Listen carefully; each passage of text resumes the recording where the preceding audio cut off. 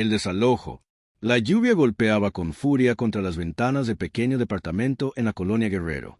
María Fernández, una mujer de 32 años con manos curtidas por el trabajo, miraba el papel que había encontrado pegado en su puerta. Sus ojos se llenaron de lágrimas mientras leía las palabras impresas en letras rojas. Aviso de desalojo, 15 días. «Mamá, ¿qué pasa?», preguntó Sofía, su hija de 8 años, abrazando su muñeca favorita. María intentó sonreír, pero su voz se quebró. Había trabajado doble turno durante los últimos 6 meses como cocinera en una fonda del centro y limpiando casas por las tardes. Cada peso que ganaba iba directo a la renta, la comida y los útiles escolares de Sofía. Pero el mes pasado, su hija había enfermado de neumonía y los gastos médicos habían consumido todos sus ahorros. El casero, don Rigoberto Maldonado, era conocido en todo el barrio por su avaricia. Un hombre corpulento de bigote espeso y mirada cruel, se había enriquecido desalojando familias humildes para rentar los departamentos a precios más altos. No le importaban las historias, las lágrimas ni las súplicas. Solo le importaba el dinero. «Todo va a estar bien, mi amor», mintió María, acariciando el cabello negro de su hija. «Mamá va a arreglar todo». Al día siguiente, María se presentó en la oficina de don Rigoberto, ubicada en la planta baja del edificio. El lugar olía a tabaco rancio y humedad. El casero estaba sentado detrás de un escritorio desvencijado, contando billetes con dedos gordos llenos de anillos de oro falso. «Don Rigoberto, por favor», suplicó María. «Solo necesito un poco más de tiempo. Le prometo que le pagaré todo, hasta el último centavo». El hombre ni siquiera levantó la vista. Su voz sonó como el gruñido de un perro rabioso. «Ya tuviste tu oportunidad, muchacha. Si no puedes pagar, hay muchos que sí pueden. Quiero el dinero completo en 15 días o te largas con todo y tu escuincla». Las palabras cayeron sobre María como una cubeta de agua helada. Salió de esa oficina con el corazón destrozado, pero con algo nuevo ardiendo en su pecho: determinación. No permitiría que ese hombre cruel destruyera el futuro de su hija. Esa noche, después de acostar a Sofía, María se sentó en la mesa de la cocina con una libreta vieja y un lápiz. Hizo números, trazó planes, calculó posibilidades. Sabía que no podría reunir todo el dinero en 15 días, pero no se rendiría sin luchar. Recordó las palabras de su abuela: «Que en paz descanse. Mija, cuando la vida te cierre una puerta, tú búscale la ventana, y si no hay ventana, haz un agujero en la pared con tus propias manos». Al tercer día, María recibió una visita inesperada. Era doña Lupita, su vecina del departamento de al lado, una señora mayor que siempre la había tratado con cariño. «Mija, me enteré de lo del desalojo», dijo la anciana, con sus ojos llenos de preocupación. «Quiero ayudarte». «Doña Lupita, no puedo aceptar su dinero», respondió María, aunque su corazón se partía al decir esas palabras. «No vengo a ofrecerte dinero, chamaca. Vengo a ofrecerte algo mejor, información». La anciana bajó la voz. «Ese tal don Rigoberto no es el dueño legítimo de este edificio». María sintió que el suelo se movía bajo sus pies. Doña Lupita continuó explicando. El verdadero dueño había muerto hacía 3 años y sus herederos vivían en Estados Unidos. Don Rigoberto era solo el administrador, pero se había aprovechado de la situación para cobrar rentas más altas y embolsarse la diferencia. «Hay documentos, mija, documentos que prueban sus robos. Y yo sé dónde están», susurró la anciana. Por primera vez en días, María sintió una chispa de esperanza, pero también sintió miedo. Enfrentarse a don Rigoberto podría ser peligroso. El hombre tenía contactos, influencias, dinero. Ella solo tenía su dignidad y el amor por su hija. Esa noche, María no pudo dormir. Miraba el techo agrietado de su pequeño departamento y pensaba en todas las decisiones que la habían llevado hasta ahí. Había sido tan joven cuando quedó embarazada, apenas una muchacha de 24 años. El padre de Sofía había desaparecido al enterarse de la noticia, dejándola sola en una ciudad inmensa y despiadada. Pero había sobrevivido. Había trabajado durante el embarazo hasta el último día. Había dado a luz sola en un hospital público. Había criado a su hija con amor, sacrificio y lágrimas. Y no permitiría que un hombre corrupto les arrebatara su hogar. Al amanecer, María tomó su decisión. Buscaría esos documentos, expondría a don Rigoberto y lucharía por lo que era justo. No solo por ella, sino por todas las familias que habían sido expulsadas injustamente de sus hogares. La guerra apenas comenzaba. La búsqueda de la verdad María no perdió tiempo. A la mañana siguiente, después de llevar a Sofía a la escuela, regresó al edificio para hablar nuevamente con doña Lupita. La anciana la esperaba en su departamento, un espacio pequeño pero lleno de recuerdos, fotografías amarillentas, plantas en macetas de barro y el aroma inconfundible del café de olla. «Siéntate, mija», dijo doña Lupita, sirviendo 2 tazas humeantes. «Lo que voy a contarte es importante, y necesitas estar preparada». La anciana comenzó su relato. Hacía 3 años, don Ernesto Villalobos, el verdadero dueño del edificio, había fallecido de un infarto. Era un hombre bueno, decente, que cobraba rentas justas y se preocupaba por sus inquilinos. Sus 2 hijos vivían en Houston, Texas, trabajando en la construcción, y solo visitaban México una vez al año. Don Rigoberto había sido el administrador de confianza de don Ernesto durante años. Cuando el dueño murió, los hijos le pidieron que siguiera administrando la propiedad mientras ellos resolvían los papeleos de la herencia. Pero don Rigoberto vio una oportunidad de oro. Empezó subiendo las rentas poco a poco, explicó doña Lupita. Primero un 10%, luego un 20%. Cuando alguien no podía pagar, los desalojaba y traía nuevos inquilinos que pagaban más. Se quedaba con la diferencia y solo mandaba a los hijos de don Ernesto una fracción de lo que realmente cobraba. ¿Y los hijos no se han dado cuenta?, preguntó María, indignada. «Están lejos, mija. Confían en él. Además, don Rigoberto es muy listo. Les manda reportes falsos, les dice que el edificio está en mal estado y necesita reparaciones. Inventó problemas de plomería, problemas eléctricos, hasta dijo que había una plaga de ratas. Todo mentiras para justificar los gastos y quedarse con más dinero». Doña Lupita se levantó con dificultad y caminó hacia su recámara. Regresó con una caja de zapatos vieja y polvorienta. Dentro había documentos, recibos de renta, cartas y fotografías. «Durante años, yo he guardado todo», dijo la anciana con voz firme. «Cada recibo, cada aumento injustificado, cada amenaza. Sabía que algún día alguien tendría el valor de enfrentarlo. Y creo que esa persona eres tú, María». María tomó los documentos con manos temblorosas. Había decenas de recibos que mostraban claramente cómo don Rigoberto había aumentado las rentas de manera abusiva. También había cartas de familias desalojadas, algunas escritas con letra temblorosa, otras con faltas de ortografía pero llenas de dolor y desesperación. «Necesitamos contactar a los hijos de don Ernesto», dijo María, su mente trabajando a toda velocidad. «Ellos tienen que saber lo que está pasando. Tengo su dirección», respondió doña Lupita, sacando un papel arrugado. «Pero no tengo computadora ni sé cómo mandar esos emails que usan los jóvenes ahora». María sonrió por primera vez en días. Trabajaba en una fonda cerca del cibercafé de Don Chuy, un lugar modesto donde estudiantes y oficinistas iban a imprimir documentos y navegar por Internet. Don Chuy era un hombre amable que le había permitido usar las computadoras gratis en un par de ocasiones. «Yo puedo hacer eso», aseguró María. «Dame unos días para organizarlo todo». Durante la siguiente semana, María vivió una doble vida. De día, trabajaba en la fonda y limpiaba casas como siempre, sonriendo y cumpliendo con sus obligaciones. Pero de noche, después de que Sofía se dormía, se convertía en detective. Organizaba los documentos, hacía copias, creaba un archivo completo de las irregularidades de don Rigoberto. El problema era que necesitaba dinero para las copias y para mandar un paquete certificado a Houston.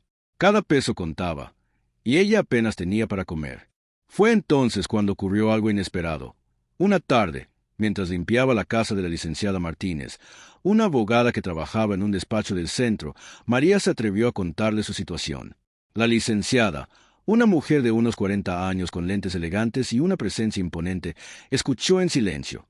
«¿Tienes pruebas de todo lo que me estás diciendo?», preguntó la abogada cuando María terminó. «Sí, licenciada. Recibos, cartas, todo». La licenciada Martínez se quitó los lentes y miró a María directamente a los ojos. «Mira, María, lo que me cuentas es grave.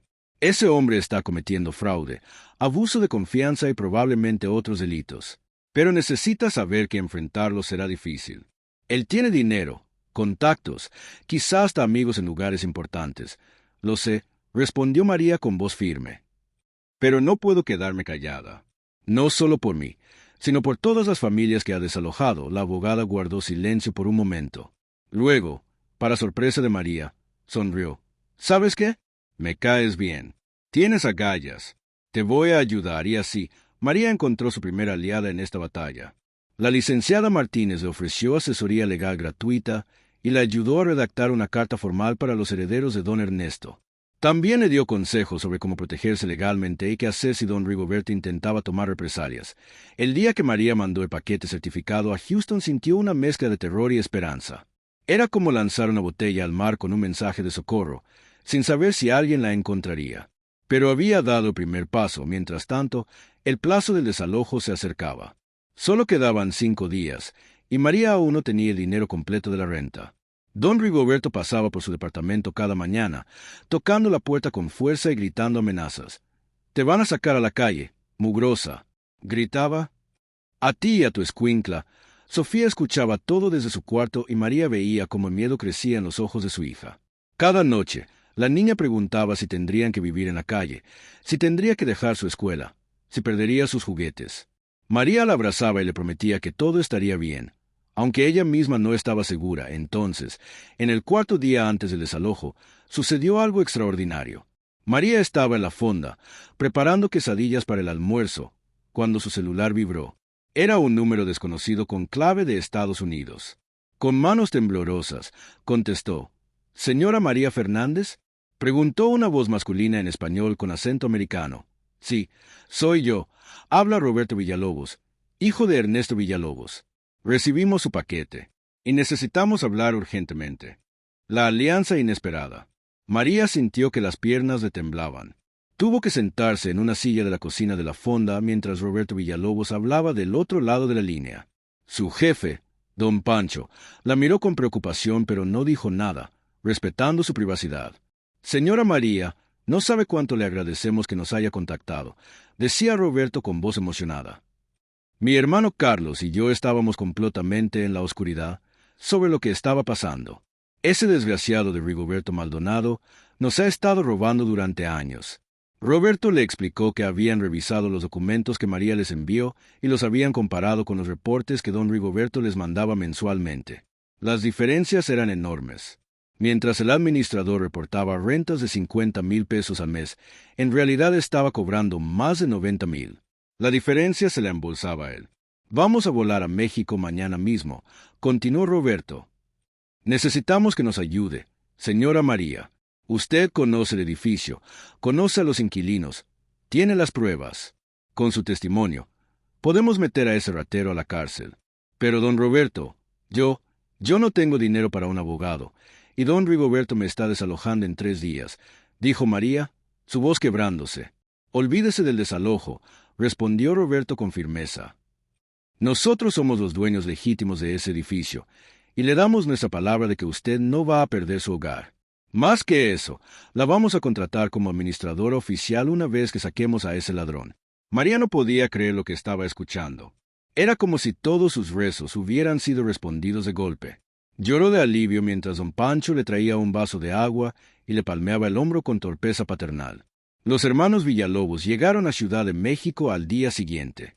Roberto era un hombre de unos 40 años, fuerte y bronceado por el sol de Texas, con ojos que reflejaban inteligencia y determinación. Carlos, el menor, era más delgado y llevaba lentes, pero tenía la misma mirada decidida. Habían traído consigo a un abogado, el licenciado Morales, un hombre mayor con experiencia en fraudes inmobiliarios. Se reunieron en el pequeño departamento de María. La mesa de la cocina estaba cubierta con todos los documentos que doña Lupita había guardado durante años. Sofía observaba desde su cuarto, curiosa por los visitantes que hablaban en voz baja con su mamá. «Esto es oro puro», dijo el licenciado Morales, revisando los papeles con ojo experto. «Tenemos suficiente para proceder legalmente, pero necesitamos actuar rápido y con inteligencia. Rigoberto Maldonado no va a entregarse sin luchar». El plan era simple pero arriesgado. Los hermanos Villalobos confrontarían a don Rigoberto al día siguiente, en presencia de un notario público y la policía. Le exigirían que devolviera todos los fondos robados y renunciara como administrador. Si se negaba, procederían legalmente con demandas por fraude, abuso de confianza y apropiación indebida.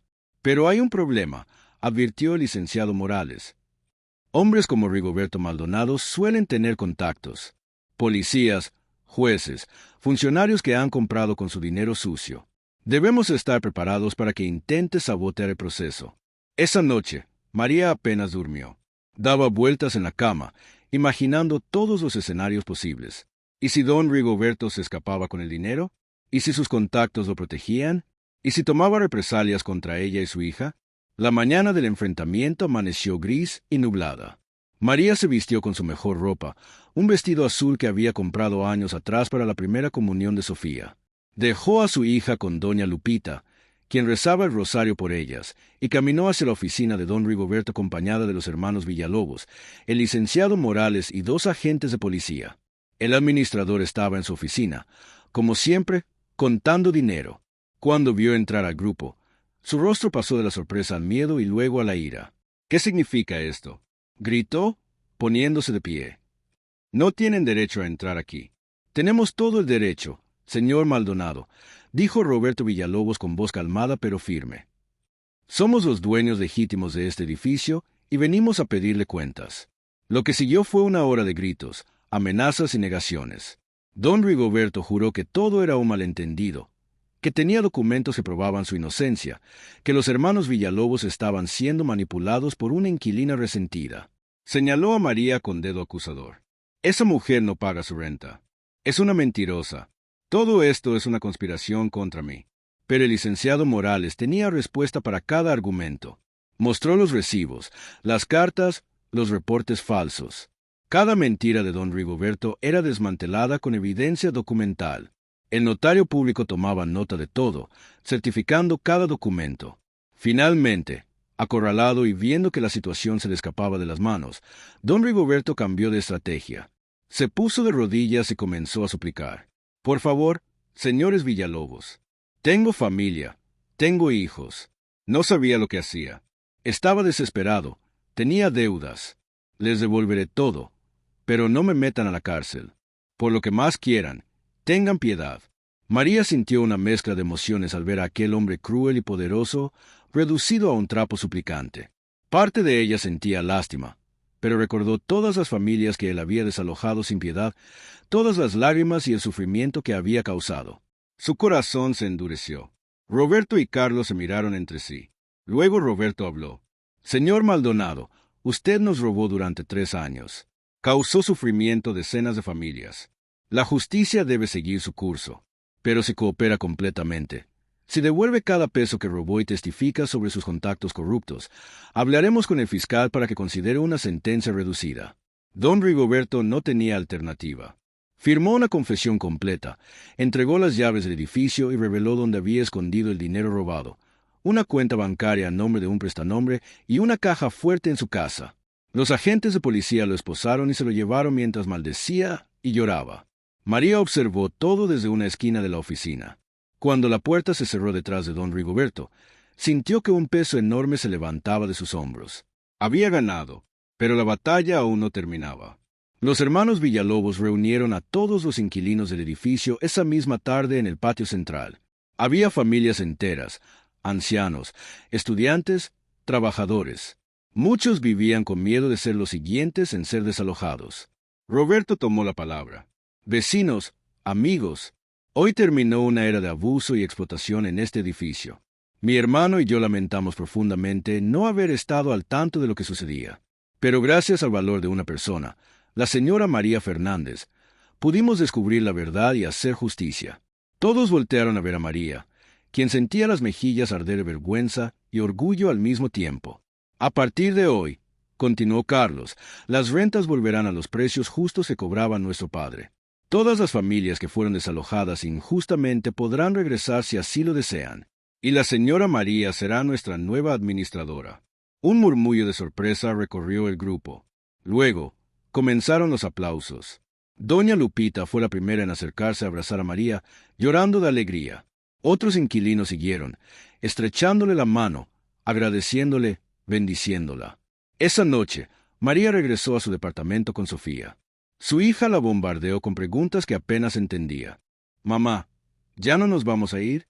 ¿Don Rigoberto ya no va a gritar?» «No, mi amor, ya no nos vamos. Este es nuestro hogar y nadie nos va a sacar nunca más». María abrazó a su hija con fuerza, permitiéndose finalmente llorar de alivio. Pero incluso en su momento de victoria, María sabía que su camino apenas comenzaba. Ser administradora significaba responsabilidad, desafíos, problemas que resolver. El edificio necesitaba reparaciones que don Rigoberto había fingido hacer pero nunca realizó. Había inquilinos con problemas que resolver, documentos que organizar, un sistema completo que reconstruir. Sin embargo, por primera vez en años, María sentía que tenía control sobre su vida. No era víctima de las circunstancias. Era una luchadora que había enfrentado el miedo y había ganado. Y eso, más que cualquier otra cosa, le daba fuerzas para lo que venía. Reconstruyendo sueños. Los primeros días como administradora fueron abrumadores para María. La pequeña oficina que alguna vez había sido el reino de don Rigoberto ahora era su espacio de trabajo. Las paredes necesitaban una mano de pintura, el escritorio estaba rayado y manchado, y los archivos eran un caos de papeles desordenados y registros incompletos. Roberto y Carlos Villalobos pasaron 2 semanas en México ayudándola a organizarse. Le enseñaron a llevar cuentas, a hacer reportes mensuales, a manejar las quejas de los inquilinos y a coordinar reparaciones. También le consiguieron una computadora usada pero funcional para que pudiera digitalizar todos los documentos. No tienes que ser perfecta desde el principio, le dijo Roberto mientras organizaban los archivos. Lo importante es que eres honesta y te importan los inquilinos. Eso es algo que el dinero no puede comprar. La licenciada Martínez, quien había sido la primera en apoyar a María, se convirtió en su asesora legal no oficial. Pasaba por la oficina una vez por semana, después de su trabajo, para revisar contratos y orientar a María sobre aspectos legales que antes le habrían parecido imposibles de entender. Estás aprendiendo rápido, la felicitaba la abogada. Si sigues así, en 6 meses serás una experta. Pero no todo era fácil. Algunos inquilinos, especialmente los que habían llegado durante la época de don Rigoberto y pagaban rentas infladas, se molestaron cuando María redujo los precios para los demás, pero no para ellos inmediatamente. Uno de ellos, un hombre llamado Germán que trabajaba en un banco, fue particularmente desagradable. Esto es discriminación, se quejó en la oficina. ¿Por qué yo tengo que pagar más que los demás? María respiró profundo y explicó con paciencia que estaba trabajando para estandarizar todas las rentas, pero que necesitaba tiempo para hacer los ajustes correctamente y de acuerdo con la ley. En 3 meses, todos pagarán precios justos según el tamaño y condición de sus departamentos, prometió. Pero necesito su paciencia. Germán salió de la oficina dando un portazo, pero María no se dejó intimidar. Había enfrentado cosas peores que un inquilino malhumorado. Además, la mayoría de los vecinos la apoyaban. Doña Lupita se había convertido en su asistente no oficial, ayudándola a organizar documentos y a recibir a los inquilinos que llegaban con dudas o quejas. Una tarde, María recibió una visita que la sorprendió. Era una mujer joven, de unos 25 años, con un bebé en brazos. Se llamaba Andrea y tenía los ojos rojos de tanto llorar. Señora María, don Rigoberto me desalojó hace 6 meses, dijo con voz temblorosa. Me dijeron que ahora las familias pueden regresar. ¿Es cierto? María revisó los archivos y encontró el expediente de Andrea. La joven había sido desalojada por atrasarse 2 meses en la renta después de que su esposo la abandonó estando ella embarazada. Don Rigoberto la había echado a la calle sin piedad. Es cierto, respondió María con una sonrisa. Si quieres regresar, tu departamento está disponible, y la renta será mucho más justa que antes. Andrea se echó a llorar de alegría. María rodeó el escritorio y la abrazó, sintiendo cómo el bebé se movía entre ellas. Era como verse a sí misma 8 años atrás, cuando Sofía era apenas un bulto y ella estaba sola en el mundo. Gracias, gracias, gracias, repetía Andrea entre sollozos. No sabe lo que esto significa para mí. En las siguientes semanas, 3 familias más regresaron al edificio. Cada historia era diferente, pero todas compartían el mismo dolor de haber sido arrancadas injustamente de sus hogares. María las recibía con calidez, les daba tiempo para instalarse de nuevo y organizaba con otros inquilinos donaciones de muebles y electrodomésticos para ayudarlas a empezar de nuevo. El edificio comenzó a transformarse. Con el dinero recuperado de don Rigoberto y fondos adicionales que los hermanos Villalobos invirtieron, María coordinó una serie de reparaciones urgentes. Contrataron a un plomero para arreglar las tuberías que llevaban años goteando. Un electricista revisó y reparó el sistema eléctrico. Pintaron las paredes del pasillo y el patio central. Instalaron nuevas lámparas en las escaleras. Parece otro lugar, comentó doña Lupita, admirando el patio recién pintado donde ahora había macetas con flores. Don Ernesto estaría orgulloso. Sofía también notó los cambios. Su mamá ahora tenía un horario más estable, un salario fijo que incluía un pequeño departamento más grande en el segundo piso que los hermanos Villalobos le habían ofrecido como parte de su compensación. Ya no trabajaba doble turno ni llegaba a casa exhausta. Tenía tiempo para ayudarla con la tarea, para cocinar comidas completas, para escuchar sus historias de la escuela. «Mamá, ¿somos ricos ahora?», preguntó Sofía una noche mientras cenaban. María rió. «No, mi amor, no somos ricos, pero estamos bien. Tenemos un techo sobre nuestras cabezas, comida en la mesa y ya no tenemos que tener miedo. Eso suena rico para mí», dijo Sofía con sabiduría de 8 años. Sin embargo, no todo era perfecto. María descubrió que don Rigoberto había dejado deudas impagas, servicios de agua que no había cubierto, impuestos municipales atrasados, facturas de proveedores que nunca liquidó. Los hermanos Villalobos se hicieron cargo de la mayoría, pero María trabajaba arduamente para organizar un plan de pagos que no afectara el presupuesto mensual del edificio. También descubrió algo que la perturbó profundamente. Don Rigoberto había estado colaborando con un grupo de especuladores inmobiliarios que querían comprar el edificio para demolerlo y construir departamentos de lujo. Había documentos que mostraban reuniones secretas, ofertas, planes para desalojar a todos los inquilinos de golpe. «Esto no terminó», le dijo a la licenciada Martínez cuando le mostró los documentos. «Si estos tipos siguen interesados en el edificio, podrían intentar presionar a los hermanos Villalobos para que vendan». «Tienes razón», respondió la abogada. «Pero ahora tienes algo de tu lado, una comunidad organizada. Si todos los inquilinos se unen, será más difícil que los especuladores los intimiden». María convocó a una asamblea de vecinos. Era la primera vez que organizaba algo así y estaba nerviosa. Pero cuando vio el patio lleno de familias, todas esperando escuchar lo que tenía que decir, sintió una oleada de confianza. «Vecinos, amigos», comenzó, su voz temblando ligeramente. «Este edificio es más que concreto y ladrillos. Es nuestro hogar. Aquí han nacido niños. Aquí se han celebrado bodas y cumpleaños. Aquí hemos llorado juntos y reído juntos. Y hay gente que quiere quitárnoslo». Les explicó sobre los especuladores, sobre los documentos que había encontrado, sobre la amenaza que aún existía.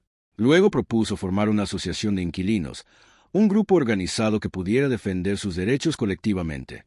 «Juntos somos más fuertes», dijo María. «Si nos mantenemos unidos, nadie podrá sacarnos de aquí». La propuesta fue aprobada por unanimidad.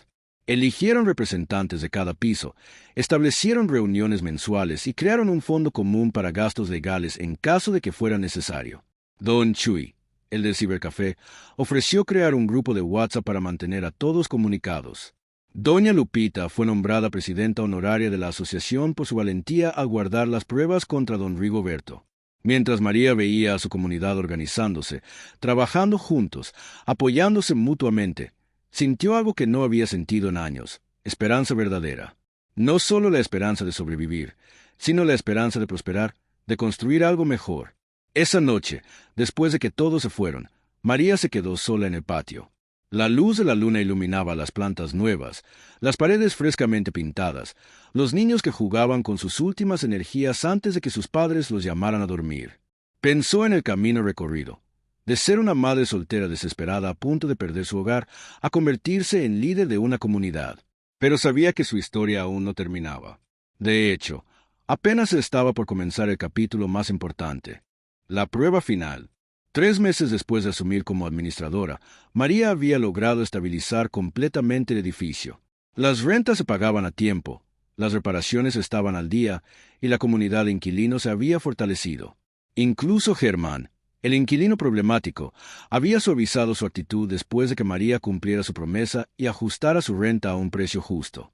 Todo parecía ir bien hasta que una mañana, un hombre de traje apareció en la oficina.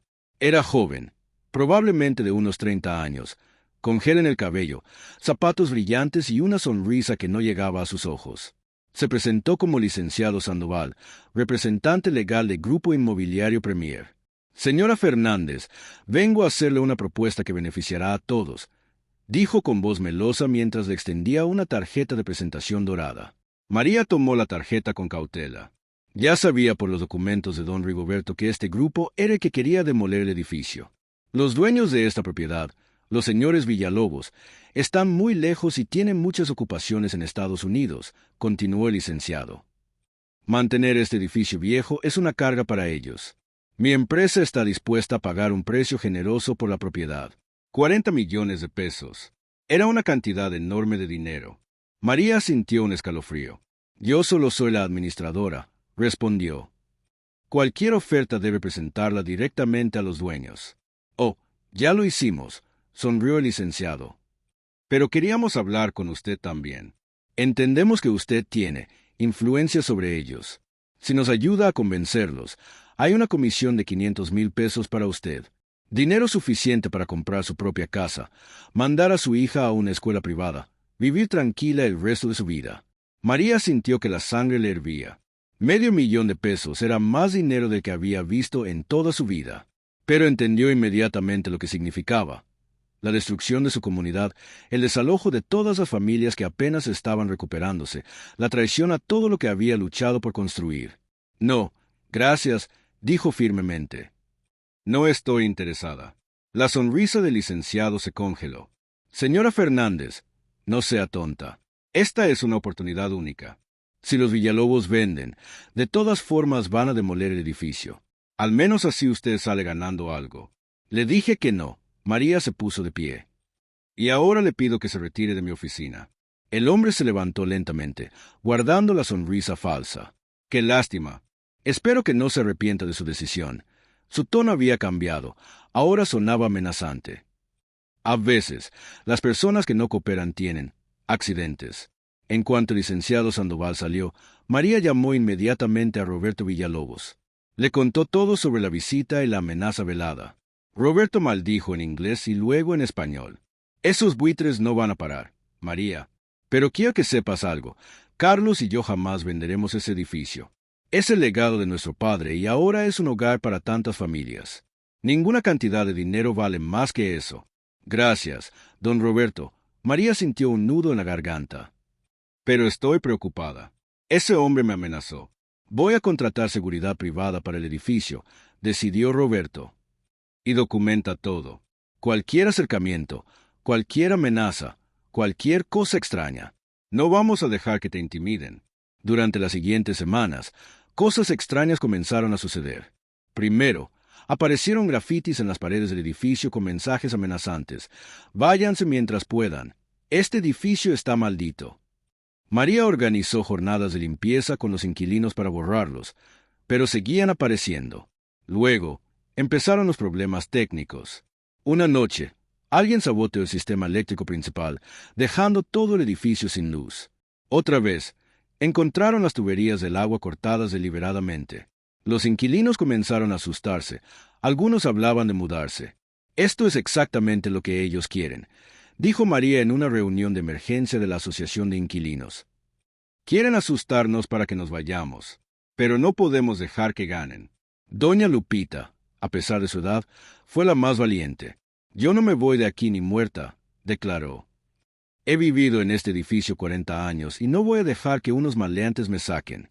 Su valentía inspiró a otros. Organizaron turnos de vigilancia nocturna. Don Chui instaló cámaras de seguridad baratas en los puntos críticos.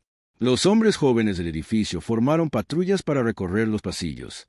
La comunidad se fortaleció ante la adversidad. Entonces ocurrió el incidente que casi lo cambió todo. Una madrugada, María despertó por el olor a humo.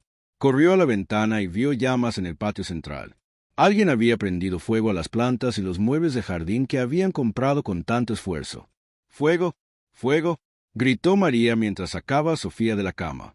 Los inquilinos salieron en pánico. Por suerte, don Chui tenía un extinguidor y varios hombres lograron controlar las llamas antes de que se extendieran a los departamentos. Los bomberos llegaron 15 minutos después, pero el daño ya estaba hecho. El patio estaba destrozado, lleno de cenizas y escombros. Mientras los bomberos investigaban, María vio algo que le heló la sangre.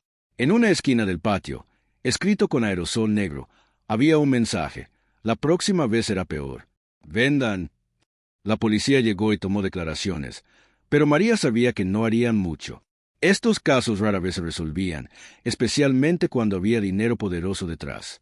Esa noche, abrazada a Sofía en su cama, María lloró por primera vez en meses. Se sentía derrotada, exhausta, asustada. ¿Qué vamos a hacer, mamá?, preguntó Sofía con voz pequeña. No lo sé, mi amor, no lo sé. Pero la respuesta llegó de donde menos lo esperaba. Al día siguiente, Andrea, la joven madre soltera que había regresado al edificio meses atrás, tocó a la puerta de María. Traía consigo a otras 5 mujeres del edificio. Señora María, queremos ayudar, dijo Andrea con determinación. Todas nosotras hemos pasado por cosas difíciles. Sabemos lo que es luchar, sobrevivir, no rendirnos. Y no vamos a permitir que unos criminales nos quiten nuestro hogar. Las mujeres habían organizado una estrategia. Contactarían a medios de comunicación locales para exponer lo que estaba pasando. Crearían una página en redes sociales para documentar los ataques. Buscarían el apoyo de organizaciones de derechos humanos y grupos de activistas urbanos. Convertirían su lucha en una causa pública. Si nos atacan en las sombras, nosotras pelearemos bajo la luz, explicó Andrea. Que todo el mundo sepa lo que Grupo Inmobiliario Premier está haciendo. María sintió que la esperanza regresaba. Esas mujeres, que habían sido víctimas como ella, ahora se convertían en guerreras. Juntas elaboraron un plan de acción. La campaña en redes sociales se volvió viral en cuestión de días. El hashtag #Salvemos nuestro edificio comenzó a circular con fotos del incendio, testimonios de los inquilinos, documentos sobre los intentos de compra forzada. Varios reporteros se interesaron en la historia y comenzaron a investigar al Grupo Inmobiliario Premier. Lo que descubrieron fue perturbador. La empresa tenía historial de tácticas intimidatorias en otros proyectos. Había demandas pendientes de otras comunidades que también habían sido hostigadas. Políticos locales estaban investigando posibles conexiones con el crimen organizado. La presión mediática funcionó. El licenciado Sandoval apareció de nuevo, pero esta vez su actitud era diferente. Estaba nervioso, sudoroso, sin la arrogancia de antes. Señora Fernández, ha habido un malentendido terrible, tartamudeó. Mi empresa no tuvo nada que ver con el incendio ni con las amenazas. Algunos empleados actuaron por su cuenta y ya han sido despedidos. Claro, dijo María con sarcasmo. Qué conveniente. Queremos hacer las paces, continuó el licenciado. Estamos retirando nuestra oferta de compra. Este edificio claramente significa mucho para ustedes y no queremos más problemas. María no le creyó ni una palabra, pero era una victoria de todos modos. La presión pública los había obligado a retroceder, al menos temporalmente. Después de que el licenciado se fue, María convocó otra asamblea de inquilinos. Cuando todos estuvieron reunidos en el patio recién limpiado y restaurado, habló con voz clara y fuerte. Ganamos esta batalla, pero la guerra todavía no termina. Mientras este edificio sea valioso para los especuladores, siempre habrá amenazas. Por eso propongo que hagamos algo radical, que compremos el edificio nosotros mismos. Un murmullo de sorpresa recorrió la multitud. María continuó. Los hermanos Villalobos me han dicho que están dispuestos a vendernos el edificio a un precio justo, con un plan de pagos a largo plazo. Podemos convertir esto en una cooperativa de vivienda. Cada familia será dueña de su propio departamento. Ya nadie podrá desalojarnos porque seremos los dueños legítimos. ¿Pero cómo vamos a pagar eso?, preguntó alguien. Ninguno de nosotros tiene dinero. Juntos sí, respondió María. Si todos aportamos mensualmente la misma cantidad que pagamos de renta, en 15 años el edificio será completamente nuestro. Y mientras tanto, seremos protegidos legalmente como copropietarios. La idea era ambiciosa, casi imposible. Pero cuando María vio las caras de sus vecinos, vio lo mismo que ella sentía. El deseo desesperado de seguridad, de pertenencia, de un lugar que nadie pudiera quitarle jamás. La votación fue unánime. Comenzarían el proceso para convertir el edificio en una cooperativa de vivienda. El sueño hecho realidad. El proceso de convertir el edificio en una cooperativa de vivienda fue largo y complicado, pero María no estaba sola. La licenciada Martínez trabajó incansablemente para preparar todos los documentos legales, a menudo sin cobrar por sus servicios extra. Los hermanos Villalobos fueron extraordinariamente generosos, aceptando un precio muy por debajo del valor de mercado y ofreciendo un plan de pagos de 15 años con intereses mínimos. Nuestro padre no construyó este edificio para hacerse rico, dijo Roberto durante la firma del convenio inicial. Lo construyó para dar hogares dignos a familias trabajadoras. Hacer esto nos honra su memoria. Cada familia tuvo que aportar un enganche equivalente a 6 meses de renta. Para muchos, incluyendo María, fue un sacrificio enorme. María dejó de comprar cualquier cosa que no fuera esencial. Canceló el cable, dejó de salir a comer fuera.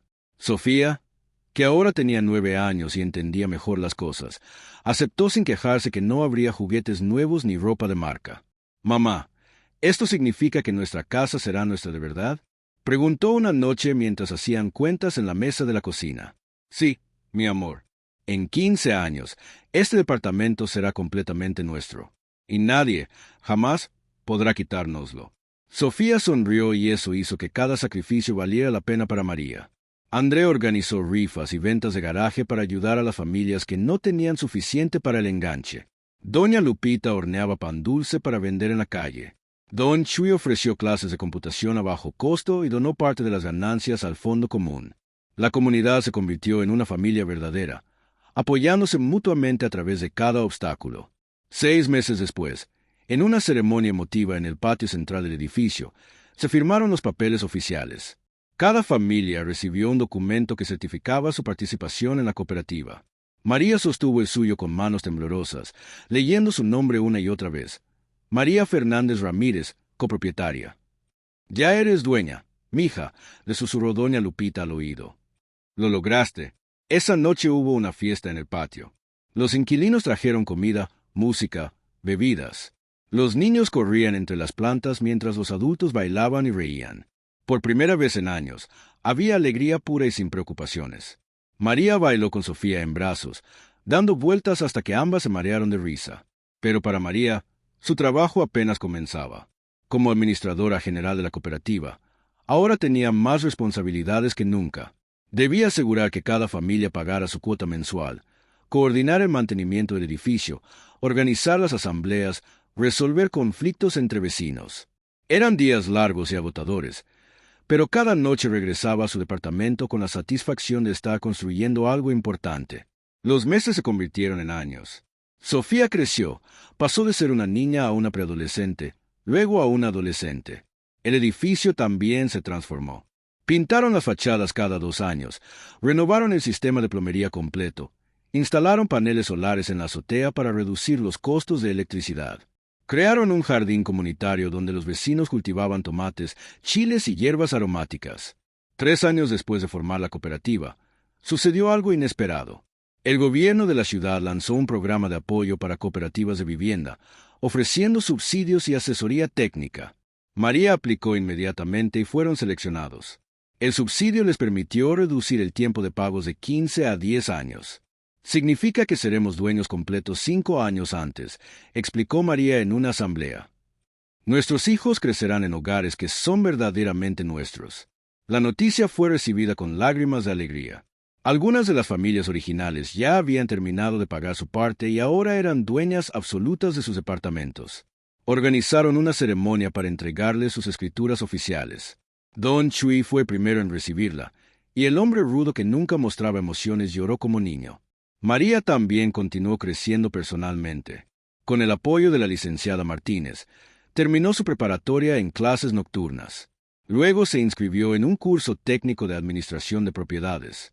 Quería ser la mejor administradora posible, no solo para su edificio, sino potencialmente para ayudar a otras comunidades a replicar su modelo. «Hay tantos edificios en esta ciudad llenos de familias en la misma situación en la que estábamos nosotros», le dijo la licenciada Martínez durante una de sus sesiones de estudio. «Familias a merced de caseros abusivos, siempre con miedo al desalojo. Si pudiéramos ayudarlos a organizarse, a formar cooperativas». «Estás pensando en grande, María», sonrió la abogada. «Me gusta. Quizá deberías considerar estudiar Derecho. Serías una excelente abogada de inquilinos». La idea se plantó como una semilla en la mente de María. Parecía imposible, una madre soltera de casi 40 años estudiando una carrera universitaria. Pero después de todo lo que había logrado, ¿qué era imposible? Sofía, inspirada por el ejemplo de su madre, se convirtió en una estudiante brillante. Soñaba con ser arquitecta, especializada en vivienda social. Quería diseñar edificios hermosos y funcionales para familias como la suya. Voy a hacer que los pobres tengamos casas bonitas, mamá, decía con pasión adolescente. No solo funcionales, sino hermosas. Todos merecemos belleza. María la escuchaba con el corazón hinchado de orgullo. Su hija nunca tendría que pasar por lo que ella pasó. Crecería con seguridad, con educación, con oportunidades. Y todo porque un día, hace años, María había decidido luchar en lugar de rendirse. El edificio se convirtió en un modelo a seguir. Reporteros venían a hacer artículos sobre la cooperativa exitosa. Otras comunidades pedían asesoría para replicar el modelo. María daba charlas en centros comunitarios, compartiendo su experiencia y motivando a otras personas a organizarse. En una de esas charlas, conoció a don Fernando, un trabajador social que estaba ayudando a una comunidad en la colonia Doctores a enfrentar un problema similar con un casero abusivo. Le pidió a María que los asesorara. No soy experta, dijo María con modestia. Solo hice lo que tenía que hacer. Eso es exactamente lo que te hace experta, respondió don Fernando. Tienes experiencia real, no solo teoría. María comenzó a trabajar como consultora voluntaria para otras comunidades. Los fines de semana, después de cumplir sus obligaciones en su propio edificio, visitaba a otros vecindarios, ayudaba a organizar asambleas, explicaba el proceso legal, compartía las lecciones aprendidas. 5 años después de formar la cooperativa, María finalmente se inscribió en la universidad para estudiar Derecho. Era la estudiante mayor en su clase, pero también una de las más dedicadas. Mientras sus compañeros jóvenes veían las leyes como conceptos abstractos, María entendía su poder real para transformar vidas. Tardó 7 años en terminar la carrera, estudiando en las noches y los fines de semana mientras seguía administrando el edificio. El día de su graduación, todo el edificio organizó una fiesta. Colgaron una manta enorme que decía: «Felicidades, licenciada María». Doña Lupita, ahora de casi 90 años, pero aún fuerte como un roble, fue quien entregó simbólicamente su título después de la ceremonia oficial. «Mija, cuando te conocí eras una muchacha asustada a punto de ser desalojada», dijo la anciana con lágrimas en los ojos. «Ahora eres una abogada, una líder, un ejemplo. Don Ernesto estaría orgulloso. Yo estoy orgullosa». María abrazó a la anciana que había sido su primera aliada en esta batalla, la mujer que había guardado las pruebas durante años esperando que alguien tuviera el valor de usarlas. El 10º aniversario de la cooperativa fue una celebración monumental. El edificio, que había estado al borde del colapso una década atrás, ahora era hermoso y funcional. Todas las familias originales seguían ahí, más algunas nuevas que habían comprado las participaciones de quienes decidieron mudarse. Los niños que habían sido bebés ahora eran adolescentes. Las historias de lucha se habían convertido en leyendas que los padres contaban a sus hijos. Y María, la madre soltera que había sido desalojada por un casero malvado, ahora era dueña no solo de su departamento, sino de su propio despacho legal especializado en derechos de inquilinos y vivienda cooperativa. Trabajaba desde una pequeña oficina en la planta baja del edificio, la misma que alguna vez había sido el reino de don Rigoberto Maldonado. La ironía no pasaba desapercibida para nadie. Don Rigoberto, por cierto, había cumplido 5 años en prisión y salido con libertad condicional. María se enteró de que trabajaba como velador nocturno en un estacionamiento, viviendo en un cuarto de azotea. Algunos decían que se lo merecía. María no sentía satisfacción por su caída, solo una profunda tristeza por todo el sufrimiento que podría haberse evitado si él hubiera elegido ser decente. Una tarde, 15 años después de aquel primer aviso de desalojo, María estaba en su oficina cuando Sofía entró. Ya no era una niña asustada, sino una joven de 23 años, recién graduada de arquitectura, con planos bajo el brazo y fuego en los ojos. «Mamá, tengo una propuesta», dijo Sofía. «He estado trabajando en un proyecto para remodelar edificios viejos y convertirlos en cooperativas de viviendas sustentables. Necesito una socia que entienda tanto la parte legal como la realidad de las comunidades. ¿Te interesa?» María miró a su hija, a esta mujer extraordinaria que había crecido viendo a su madre luchar y triunfar, y sintió que el círculo se cerraba perfectamente. «Por supuesto que me interesa», respondió con una sonrisa. «¿Cuándo empezamos?» Esa noche, madre e hija trabajaron hasta tarde en su departamento, el mismo departamento de que casi fueron desalojadas tantos años atrás. Las paredes ahora tenían fotos de graduaciones, viajes familiares, momentos felices. El lugar que había sido un refugio precario se había convertido en un hogar verdadero. María se asomó por la ventana hacia el patio central del edificio. Vio a los niños jugando, a doña Lupita regando sus plantas, a Andrea colgando ropa mientras su hijo, ahora un adolescente alto, la ayudaba. Vio una comunidad que había sobrevivido, que había luchado, que había ganado. Y pensó en todas las otras comunidades allá afuera, enfrentando los mismos problemas que ella había enfrentado. Familias viviendo con miedo, madres solteras trabajando 3 empleos para pagar rentas abusivas, niños creciendo en la inseguridad. Pero ahora tenían un ejemplo que seguir. Tenían una historia que demostraba que era posible, que la organización comunitaria funcionaba, que los de abajo también podían ganar. María Fernández, la madre soltera que había sido desalojada por un casero malvado, había terminado siendo no solo dueña de su propia casa, sino arquitecta de un movimiento que cambiaría la vida de miles de familias en su ciudad. Y su historia apenas comenzaba.